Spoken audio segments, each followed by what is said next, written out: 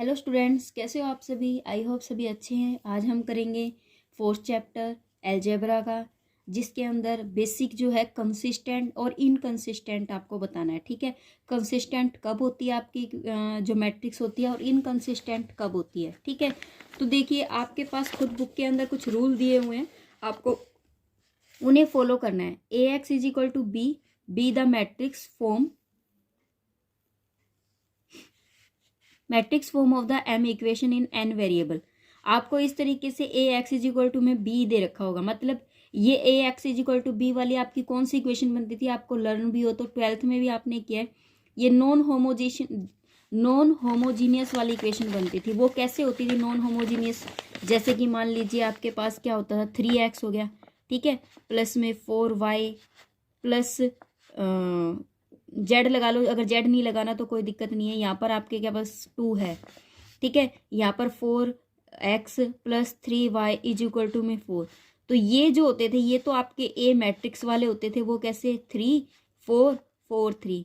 और x Y जो होता था एक्स वाई वो क्या है, हमारे पास एक्स है, ठीक है। और यहाँ जो इक्वेशन आती थी वो क्या होती थी, बी होती थी, 2 और 4, ठीक है। तो ये A x is equal to में बी की फॉर्म बनती थी, जिसे हम बोलते थे नॉन होमोजीनियस, ठीक है। तो ये है आपकी नॉन होमोजीनियस। अब आपको ये बताना है कि इसके अंदर कंसिस्टेंट और इनकंसिस्टेंट को कब होगा, ठीक है। आपने कंसिस्टेंट इनकंसिस्टेंट 10th में भी पढ़ा है, ठीक है, लेकिन वो अलग है और अब ये अलग है। क्या होगा, फाइंड द, ये मैट्रिक्स के केस में, वो इक्वेशन के केस में था कि कब होगा ये, कि अगर मान लो आपकी जो रैंक ऑफ ए है, अगर आपकी रैंक ऑफ ए देखिए, रैंक ऑफ ए मतलब आपकी जो ए मैट्रिक्स है, आपने ए और X is equal to B लेके चल रहे हो। यहाँ पर ए क्या है, मैट्रिक्स। ए मैट्रिक्स का जो रैंक है, अगर वो rank of A augmented B, मतलब ए और बी का अयुगमेंटेड, अगर ये निशान आ जाए ना, इसका मतलब होता है अयुगमेंटेड, ठीक है। अगर ये दोनों इक्वल नहीं आती है, तो हम क्या कहेंगे, ये इनकंसिस्टेंट है। तब इक्वेशन आपकी कैसी है, इनकंसिस्टेंट है, ठीक है। There is a no solution, कोई भी सॉल्यूशन नहीं है, ठीक है।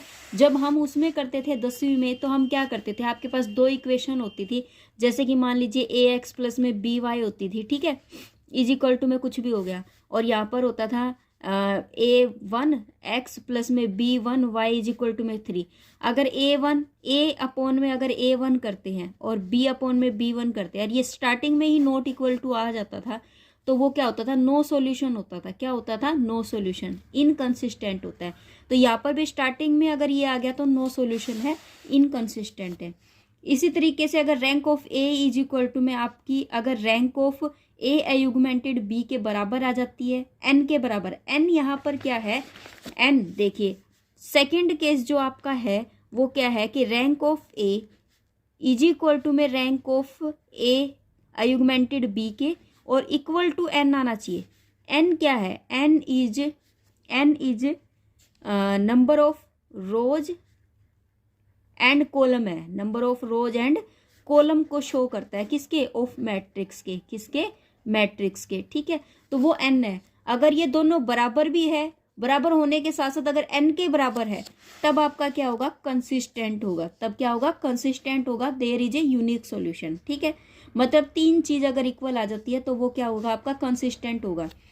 अगर आपकी 2 चीज बराबर आ जाए, ये दोनों चीजें बराबर आ गई, लेकिन वो एन के इक्वल नहीं आया, तब क्या होगा, तब वो कंसिस्टेंट तो होगा, लेकिन उसके पास सॉल्यूशन बहुत सारे होंगे। सॉल्यूशन क्या होंगे, बहुत सारे होंगे। वो कैसे, उस यहाँ तो क्या है, उसके पास सिर्फ एक ही सॉल्यूशन है कि वो केवल और केवल एन के पास जा सकता है। इस सॉल्यूशन में तो केवल और केवल वो एन के पास ही जा सकता है, लेकिन इस सॉल्यूशन में तो उसके पास बहुत सारे चांस है ना, कि वो एन से अगर लेस है तो वो एन के पास भी जा सकता है।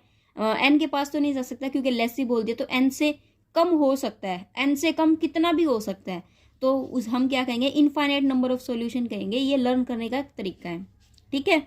और rank of A is equal to में किसके बराबर है, आर के। रैंक ऑफ ए को हम क्या लिख सकते हैं, आर से भी डिनोट कर सकते हैं, ठीक है। अब देखिए अगर ऐसा केस आ जाता है, तो क्वेश्चन जब आपको सोल्व करना है, अगर ऐसा केस आया थर्ड वाला, तो आपको क्या करना है, रैंक ऑफ ए को हम क्या लेट करेंगे, आर लेट करेंगे। Then the giving arbitrary value, तब हम क्या करेंगे, यहाँ पर इसको आर लेट करके और इसको वहाँ ले जाएंगे, तो n माइनस आर वेरिएबल लेके आपको इस क्वेश्चन को क्या करना पड़ेगा, सोल्व करना पड़ेगा। We get the value of R variable, और आर वेरिएबल की हमें क्या निकालनी पड़ेगी, वैल्यू निकालनी पड़ेगी। ठीक है, वो जब मैं क्वेश्चन करवाऊंगी उसमें यूज होगा इसका, तो वो देख लेना। ठीक है, तो देखिए इस तरीके से हम क्या करते हैं, कंसिस्टेंट और इनकंसिस्टेंट को डिफाइन कर सकते हैं। ठीक है, और नेक्स्ट वीडियो में जो है हम इससे रिलेटेड इसके क्वेश्चन करेंगे। तब तक के लिए बाय, टेक केयर।